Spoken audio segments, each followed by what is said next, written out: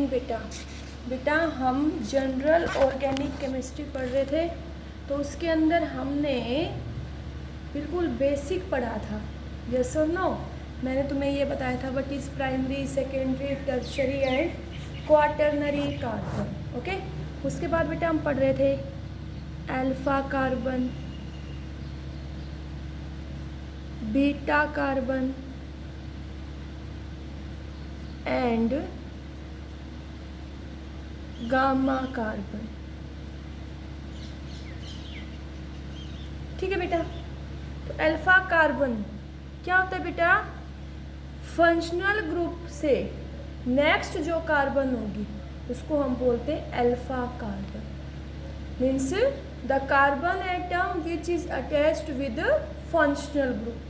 Functional group बेटा जैसे alcohol OH, aldehyde CHO, ketone C double bond O, carboxylic acid C double bond OH, ये हमारे क्या है? Functional group. और इस फंक्शनल ग्रुप्स की जो नेक्स्ट कार्बन होगी, जो फंक्शनल ग्रुप से जुड़ी हुई होगी, वो क्या होगी?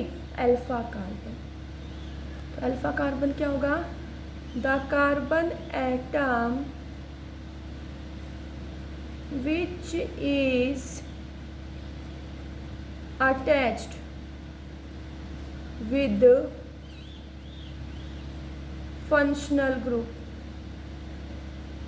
the carbon atom which is attached with the functional group, उसको हम क्या बोलेंगे? Alpha carbon. ओके, देखो बेटा जैसे मैंने कहा C double bond OH CH3, तो इस ये क्या हो गया हमारा? Functional group. क्या है? Functional group. कौन सा फंक्शनल ग्रुप है? Carboxylic acid. यस और नो? तो इस फंक्शनल ग्रुप से जो नेक्स्ट कार्बन होगी, जो इससे डायरेक्टली जुड़ी हुई है, उसको हम क्या बोलते हैं? Alpha carbon. तो ये हमारी क्या है बेटा? Alpha carbon. Okay, beta carbon क्या होगी? The carbon atom which is attached with alpha carbon. देखो मैंने क्या कहा? The carbon atom which is attached with alpha carbon. जो कार्बन एटम किससे जुड़ा हुआ है? अल्फा कार्बन से, उसको हम क्या बोलते हैं बेटा? Beta carbon. देखो कैसे, जिसमें तुम्हें फंक्शनल ग्रुप दिया C डबल बॉन्ड OH, कौन सा फंक्शनल ग्रुप है बेटा? ये फंक्शनल ग्रुप है हमारा एल्डिहाइड। कौन सा है? एल्डिहाइड। यस और नो? तो ये फंक्शनल ग्रुप हो गया। और इस फंक्शनल ग्रुप से जो नेक्स्ट कार्बन है, ये क्या होगी? अल्फा। तो ये हमारी क्या होंगी? बीटा। क्या होंगी? बीटा। क्लियर हुआ? तो इसको हम क्या बोलते हैं? बीटा कार्बन, और ये alpha carbon. Gamma carbon, the carbon atom which is attached with beta carbon. जो कार्बन किससे जुड़ा हो? बीटा कार्बन से, उसको हम क्या बोलते हैं? Gamma carbon. The carbon atom which is attached with beta carbon, उसको हम क्या बोलेंगे? Gamma carbon. देखो कैसे, साइनाइड CN CCC, वैलेंसी पूरी करो बेटा। CH3 CH2 CH2। तो ये तो क्या हो गया? Functional group. फंक्शनल ग्रुप से नेक्स्ट कार्बन अल्फा, अल्फा से नेक्स्ट बीटा, और बीटा से नेक्स्ट गामा। यस और नो? ये आगे रिएक्शंस में होगा, ये अल्फा सब्स्टिट्यूशन करेगी, बीटा एलिमिनेशन होगा। तो तुम्हें पता होना चाहिए अल्फा क्या होता है, बीटा क्या होता है, और गामा कार्बन एटम्स क्या होते हैं। ओके, आगे देखो बेटा। Next we will study about hybridisation. बेटा हाइब्रिडाइजेशन में इंटरमिक्सिंग ऑफ ऑर्बिटल्स होती है, जिनसे नए ऑर्बिटल्स मिलके बनते हैं, जिनकी एनर्जी स्लाइटली डिफरेंट होती है। तो हाइब्रिडाइजेशन तो हमने बेटा पढ़ा था sp2 sp3 sp3d sp3d2। हाँ, तो यहाँ हमें ऑर्गेनिक में 3 हाइब्रिडाइजेशन पढ़ेंगे। sp3 कार्बन क्या होगी? sp3 carbon. तो sp3 कार्बन क्या होगी बेटा, carbon atom which contains 4 sigma covalent bond.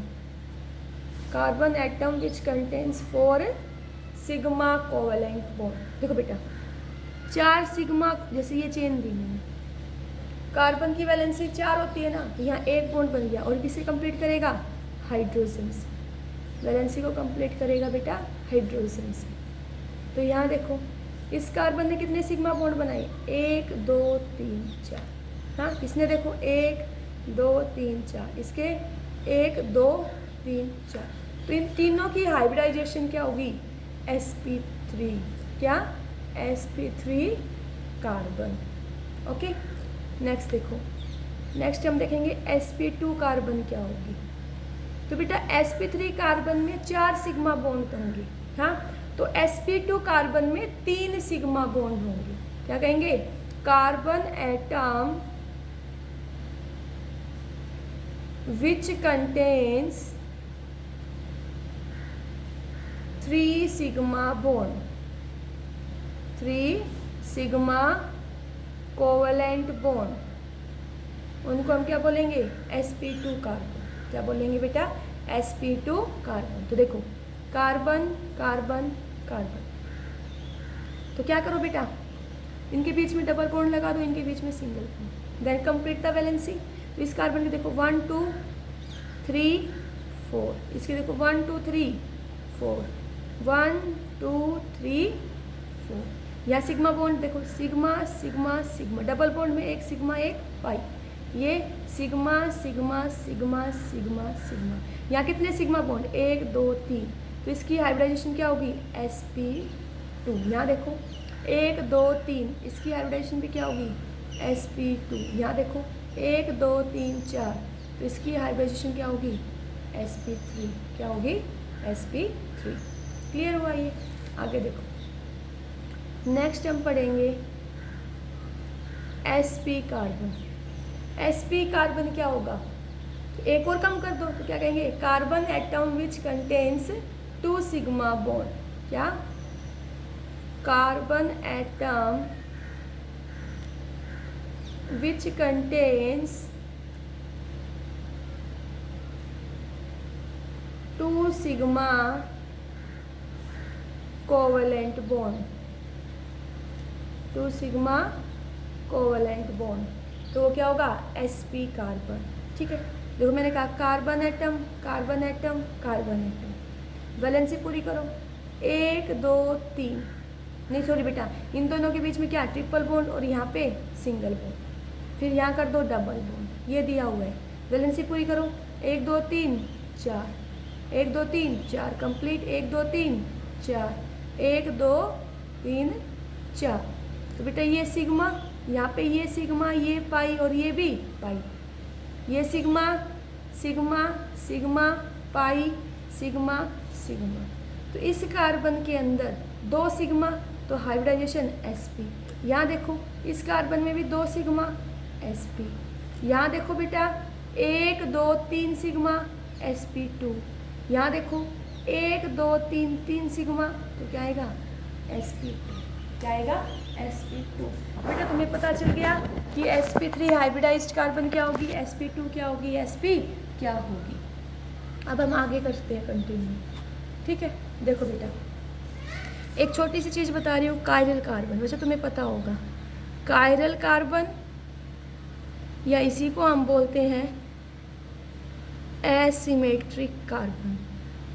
कि कायरल कार्बन या एसिमेट्रिक कार्बन क्या होगी। देखो बेटा कोई भी कार्बन एटम, कोई भी कार्बन एटम, ये बेटा आप कितने बॉन्ड बनाता है, 4 सिग्मा बॉन्ड बनाएगा। ओके, कोवेलेंसी 4 है। अगर इसके ऊपर चारों एटम या ग्रुप अलग अलग हो, चारों एटम या ग्रुप अलग अलग हो, तो इस कार्बन को हम बोलते हैं कायरल कार्बन। ओके, देखो जैसे मैंने यहाँ लगा दिया मिथाइल, यहाँ मैंने लगा दिया OH, यहाँ मैंने लगा दिया COOH और यहाँ पे H।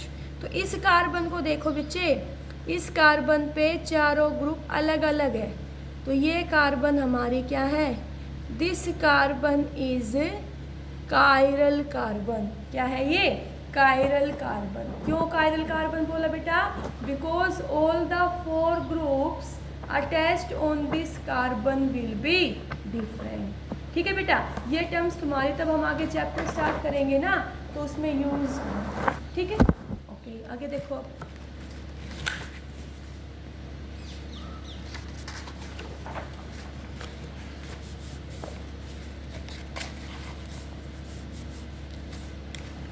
उसके बाद बेटा हम है ना कुछ रिएक्शन इंटरमीडिएट की बात कर लेते। बेटा ये टॉपिक सारा +1 का है, सिर्फ मैं तुम्हें थोड़ा रिवाइज करवा रही हूँ क्योंकि यहाँ पे ये टर्म्स यूज होंगी। रिएक्शन इंटरमीडिएट, बेटा देखो कोई भी रिएक्शन होती है तो रिएक्टेंट प्रोडक्ट में चेंज होने से पहले कोई एक ट्रांजिशन स्टेट बनाते हैं, तो उसको हमने बोला रिएक्शन इंटरमीडिएट। अनस्टेबल होता है, थोड़ी देर बाद ये हमें वापस क्या दे देता है, प्रोडक्ट दे देता है। तो देखो रिएक्शन इंटरमीडिएट में सबसे पहले हम पढ़ेंगे कार्बोकटायन के बारे में। कार्बोकटायन, और कार्बोकटायन को ही हम बोलते हैं carbenium ion. Carbocation is also known as carbenium ion.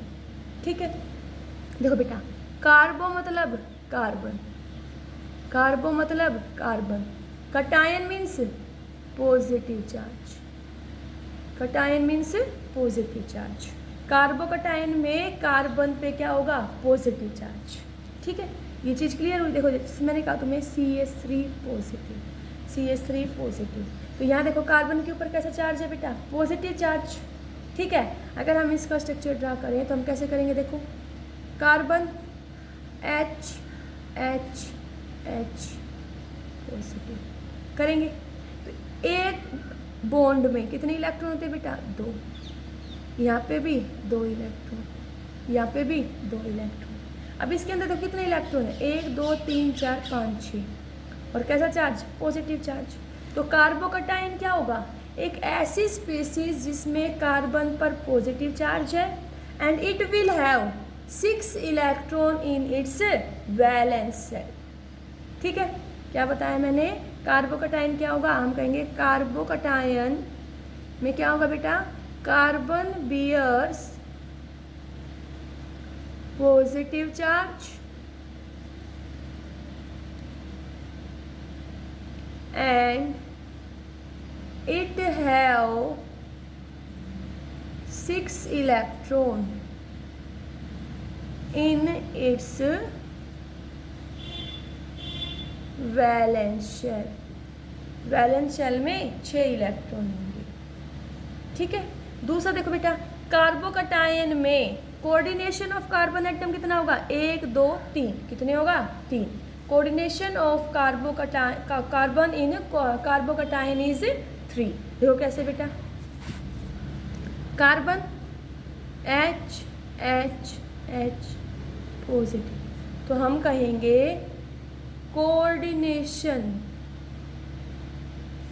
Number of carbon कितना है, 3 है। कितना है, 3 है। ठीक है, क्लियर हुआ ये। लेकिन अगर हम ये चीज़ क्लियर हुई बेटा, अब देखो क्लासिफिकेशन, देखो क्लासिफिकेशन ऑफ कार्बोकटायन। बेटा तुमने पढ़ा होगा +1 में primary carbocation, secondary carbocation, tertiary carbocation, है ना। वैसे एक बार थोड़ा सा ब्रीफली रिवाइज कर लो, थोड़ा सा। CH3 पॉजिटिव, ठीक है, CH3 CH2 positive, CH3 CH CH3 positive, CH3 C CH3 CH3 positive. ठीक है, अब हम इनका क्लासिफिकेशन कर रहे हैं बेटा। देखो मैंने तुम्हें बताया था the carbon atom which is attached with 1 carbon atom और नन कार्बन एटम। जो कार्बन एटम क्या तो एक कार्बन एटम से जुड़ा हो या किसी से भी नहीं जुड़ा हो तो उसको हम क्या बोलते हैं, प्राइमरी कार्बोकटायन। 2 से जुड़ा हो सेकेंडरी, 3 से जुड़ा हो टर्शरी, बताया था। तो यहाँ देखो ये 1 से भी नहीं जुड़ा हुआ तो कौन सा है ये, प्राइमरी या 1 डिग्री कार्बोकटायन। यस और नो। ये देखो बेटा एक से जुड़ा हुआ है 1 डिग्री। इस कार्बन पे देखो, ये कार्बन जिस पे पॉजिटिव चार्ज कितने जुड़ा हुआ है 2 से, तो ये क्या होगा 2 डिग्री कार्बोकटायन। यहाँ देखो जिस कार्बन पे पॉजिटिव चार्ज है वो कितने कार्बन से जुड़ा हुआ है 1 2 3 से, तो इसको हम क्या बोलेंगे टर्शरी कार्बोकटायन। ओके, तो ये हमने क्या देख लिया इनका क्लासिफिकेशन कि carbocation primary, secondary, tertiary and quaternary type के होते हैं। अब मैं तुम्हें बताऊंगी hybridisation of carbocation. Hybridisation of carbocation. तो बेटा देखो क्या स्ट्रक्चर आता है CH3 पॉजिटिव, CH3 पॉजिटिव। ठीक है, तो क्या करोगे हाफ कार्बन के वैलेंस में 4, हाइड्रोजन के में 1, कितने हाइड्रोजन 3, तो 3 हो गया, +1 है तो -1, कितना आ जाएगा ये 3। तो यहाँ हाइब्रिडाइजेशन क्या आएगी बेटा sp2, क्या sp2, और sp2 में ट्राइगोनल प्लेनर, ट्राइगोनल प्लेनर। ठीक है, तो ये हमारे पास इसका क्या आ गया स्ट्रक्चर। ठीक है, कैसे ड्रा करेंगे देखो बेटा, कार्बन हाइड्रोजन हाइड्रोजन हाइड्रोजन। ठीक है, यहाँ पे जो ये बॉन्ड एंगल होगा और इस कार्बन पे पॉजिटिव चार्ज कितना होगा ये 120 डिग्री, कितना होगा 120 डिग्री। ये क्या आ गया इसका बॉन्ड एंगल। ठीक है, फिर हम पढ़ेंगे stability of carbocation, stability of carbocation. ठीक है, तो कार्बोकटायन की स्टेबिलिटी को एक्सप्लेन करने के लिए हम हेल्प लेते हैं inductive effect, resonance and hyper conjugation. तो हम क्या कहेंगे stability of carbocation can be explain by inductive effect, resonance and hyper conjugation. बेटा इन इफेक्ट्स के बारे में तुमने +1 में पढ़ा था, फिर भी मैं थोड़ा थोड़ा तुम्हें बताऊंगी। ठीक है, तो सबसे पहले हम देखते हैं हाइपर कॉन्जुगेशन के बारे में। किसके बारे में hyperconjugation. We can explain the stability by hyperconjugation. तो हाइपर कॉन्जुगेशन में तुमने पढ़ा था बेटा more will be the number of alpha hydrogen atom then more will be stability. Yes और नो, तुमने पढ़ा होगा ना, more will be the number of alpha hydrogen atom then more will be stability. Yes और no, भाई जितने ज़्यादा alpha hydrogen होंगे उतनी ज़्यादा क्या होगी स्टेबिलिटी। ठीक है, जैसे मैं तुम्हें स्ट्रक्चर दूँ CH3 CH2 पॉजिटिव, तो यहाँ देखो इसके पॉजिटिव की चार्ज के रिस्पेक्ट में ये अल्फा कार्बन, और अल्फा कार्बन पे कितने हाइड्रोजन 3 अल्फा हाइड्रोजन, कितने अल्फा हाइड्रोजन 3 अल्फा हाइड्रोजन, कितने अल्फा हाइड्रोजन है 3। तो यहाँ से हम इसके 3 स्ट्रक्चर ड्रा कर सकते हैं। देखो कैसे, मैंने लिखा ये carbon H H H CH2 positive, एक बार ये इलेक्ट्रॉन यहाँ पे आएगा। ठीक है, देखो इसका स्ट्रक्चर आएगा क्या CH H CH2 पॉजिटिव, और ये H पॉजिटिव यहाँ से दूर हो गया, बॉन्ड टूट गया ये। तो हाइपर कॉन्जुगेशन में हम इसको नो बॉन्ड रेजोनेंस भी बोलते हैं ना बेटा, इसी कारण से इसको हम बेकर-नाथन प्रोसेस भी बोलते हैं। आगे देखो दूसरी कंडीशन में क्या हो सकता था बेटा कि ये बॉन्ड माइग्रेट किया तो ये बॉन्ड माइग्रेट कर जाता, तो क्या स्ट्रक्चर आता है CH H CH2 पॉजिटिव और ये H पॉजिटिव। दूसरा स्ट्रक्चर ये, तीसरा ये वाला हाइड्रोजन भी जा सकता, तो क्या स्ट्रक्चर रहेगा CH H CH2। बेटा यहाँ पे पॉजिटिव चार्ज यूज़ हो गया ना, बॉन्ड टूट गया तो CH2 और बॉन्ड, और ये H पॉजिटिव यहाँ से कितने स्ट्रक्चर ड्रा हो गए 3। तो जितने ज़्यादा अल्फा हाइड्रोजन उतनी ज़्यादा stability. Okay, direct hyper conjugation के लिए ध्यान रखना बेटा, जितने ज़्यादा number of alpha hydrogen atom होंगे उतनी ही ज़्यादा हमारी स्टेबिलिटी होगी। ओके, देखो जैसे मैंने तुम्हें क्वेश्चन दिया, मैंने कहा अरेंज द फॉलोइंग कार्बोकटाइन। ठीक है, एक कार्बोकटाइन मैंने तुम्हें दिया CH3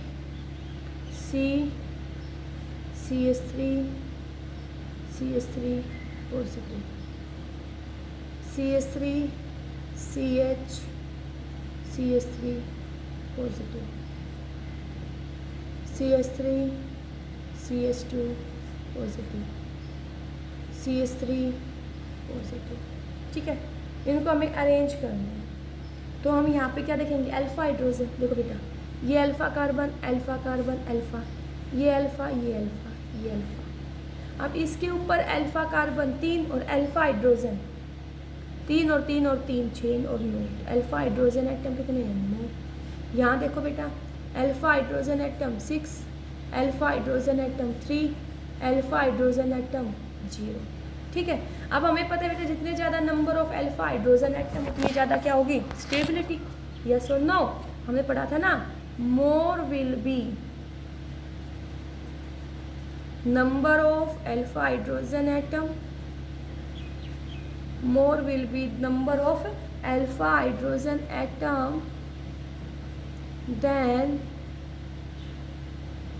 more will be stability.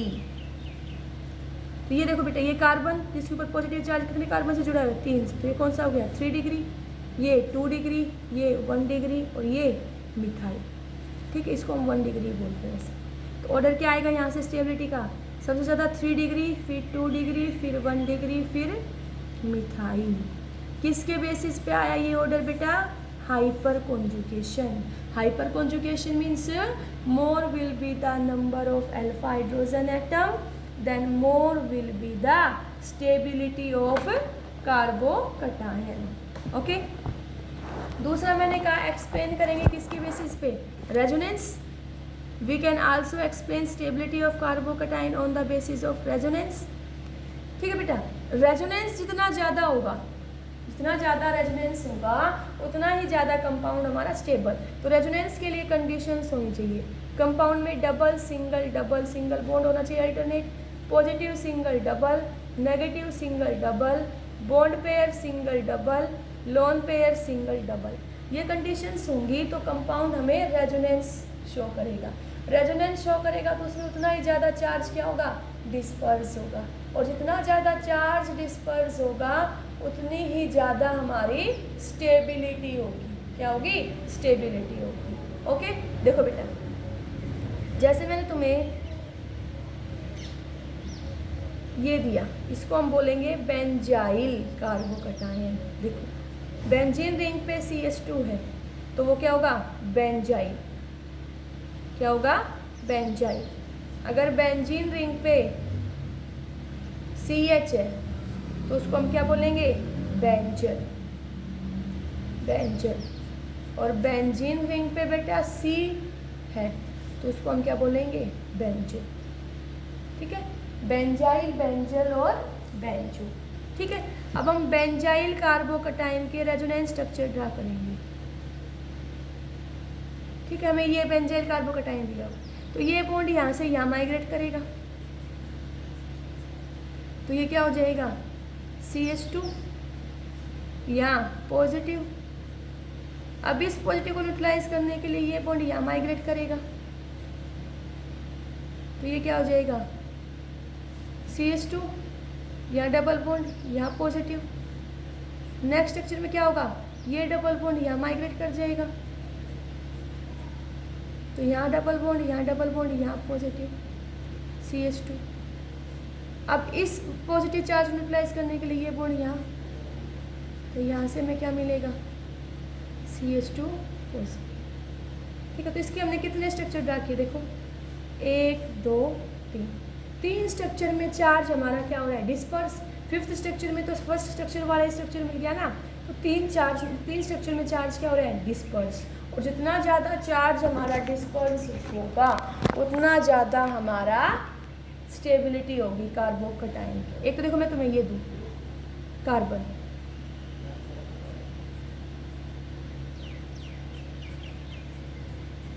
ठीक है,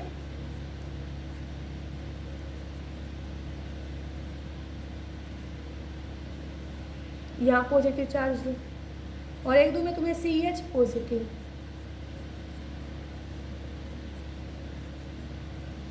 और एक दूँ बेटा मैं तुम्हें बेंजीन रिंग CH2 पॉजिटिव। ये कौन सा हो गया, 3 डिग्री, 2 डिग्री, 1 डिग्री बेंजाइल कार्बोकटाइन। तो एक स्ट्रक्चर की वजह से कितने स्ट्रक्चर में डिस्पर्स होगा चार्ज, 3 में, तो 3 की वजह से कितने में, 9 स्ट्रक्चर पे डिस्पर्स होगा, यहाँ पे 6 स्ट्रक्चर पे, यहाँ पे 3 पे। तो कौन ज़्यादा स्टेबल होगा रेजोनेंस के बेसिस पे, दिस कार्बोकटाइन इज मोर स्टेबल। ठीक है, अगर मैंने तुम्हें क्वेश्चन दिया कि ये बताओ इन दोनों कार्बोकटाइन में से which is more stable, which कार्बोकटाइन is more stable. ठीक है, मैंने कहा इन दोनों कार्बोकटाइन में से कौन ज़्यादा स्टेबल है। तो यहाँ देखो बेटा, देखो तुम ध्यान से, रेजोनेंस की कौन कंडीशन लग रही है, पॉजिटिव सिंगल डबल, तो यहाँ पे क्या हो जाएगा, रेजोनेंस। तो क्या मिलेगा हमें, CH2 double bond CH2 positive. यहाँ पे चार्ज क्या हो गया, डिस्पर्स्ड। यहाँ पे क्या हो रहा है, रेजोनेंस। यहाँ रेजोनेंस नहीं हो रहा, यहाँ सिंपली क्या लग रहा है बेटा, इंडक्टिव अफेक्ट। क्या लग रहा है, इंडक्टिव अफेक्ट। तो यहाँ देखो बेटा, अब resonance affect is stronger then inductive affect, तो ये स्ट्रक्चर हमारा क्या होगा, मोर स्टेबल। क्या होगा, more stable as compare to this, क्योंकि यहाँ पे हमारा रेजोनेंस अफेक्ट लग रहा है, इसमें हमारा इंडक्टिव अफेक्ट लगा रहा है, क्योंकि यहाँ पे पॉजिटिव चार्ज हमारा डिस्पर्स हो रहा है। क्या हो रहा है, पॉजिटिव चार्ज हमारा डिस्पर्स हो रहा है। और बेटा देखो, जिस कार्बन पे पॉजिटिव चार्ज हो, अगर उससे नेक्स्ट कार्बन sp2 हाइब्रिडाइज हो, इन चीज़ों को ध्यान से याद रखना बेटा। मैंने कहा जिस कार्बन पे पॉजिटिव चार्ज हो उससे नेक्स्ट कार्बन अगर sp2 हाइब्रिडाइज है तो उसको हम बोलते हैं अलाइल कार्बोकटाइन। क्या बोलते हैं, अलाइल कार्बोकटाइन। ये तो हमारा सिंपल ही था, कौन सा, एन प्रोपाइल कार्बोकटाइन। तो इन दोनों में से कौन ज़्यादा स्टेबल होगा, अलाइल कार्बोकटाइन। किसकी वजह से, रेजोनेंस की वजह से। किसकी वजह से, रेजोनेंस की वजह से। ठीक है, थर्ड अफेक्ट हमारा क्या था बेटा, जो स्टेबिलिटी ऑफ कार्बोकटाइन के बारे में बता रहा था, वो था इंडक्टिव अफेक्ट। क्या था, inductive effect, which also helps us to find the stability. तो थर्ड हम पढ़ेंगे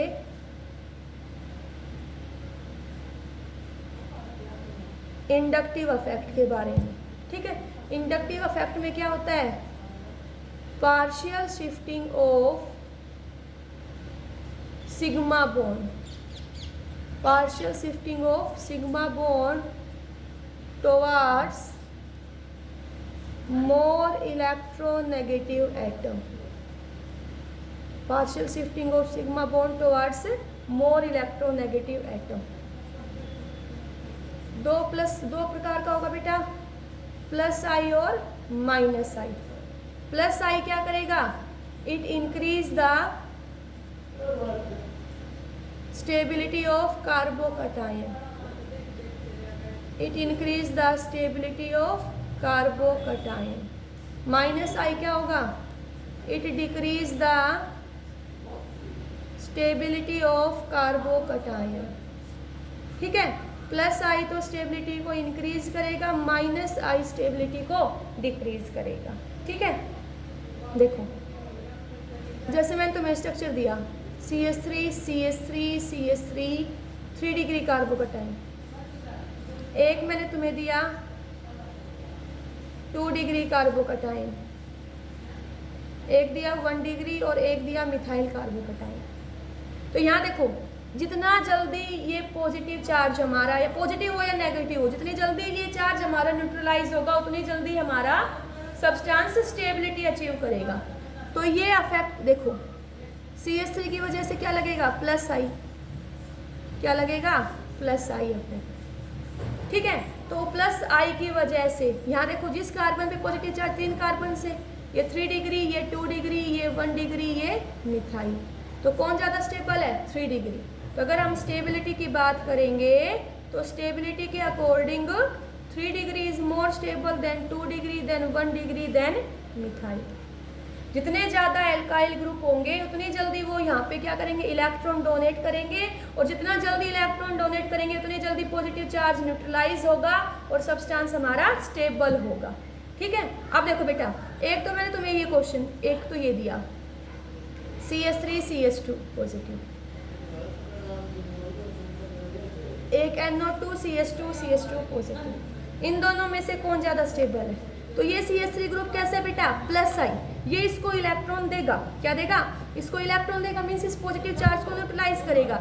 NO2 ग्रुप कैसा होता है, माइनस आई, कैसा है, माइनस आई, क्या आएगा, माइनस आई, ये इस पॉजिटिव चार्ज को क्या कर रहा है, इंक्रीज कर रहा है, क्या कर रहा है, पॉजिटिव चार्ज को इंक्रीज, तो स्टेबिलिटी को डिक्रीज। इस वजह से this structure is more stable, ये स्ट्रक्चर हमारा क्या है, ज़्यादा स्टेबल है। किसके बेसिस पे बेटा, इंडक्टिव इफेक्ट की बेसिस पे। तुम याद रखना, अगर प्लस आई इफेक्ट लग रहा है तो स्टेबिलिटी को क्या करेगा, इंक्रीज करेगा, और माइनस आई इफेक्ट है तो स्टेबिलिटी को डिक्रीज करेगा। ओके बेटा, थैंक यू।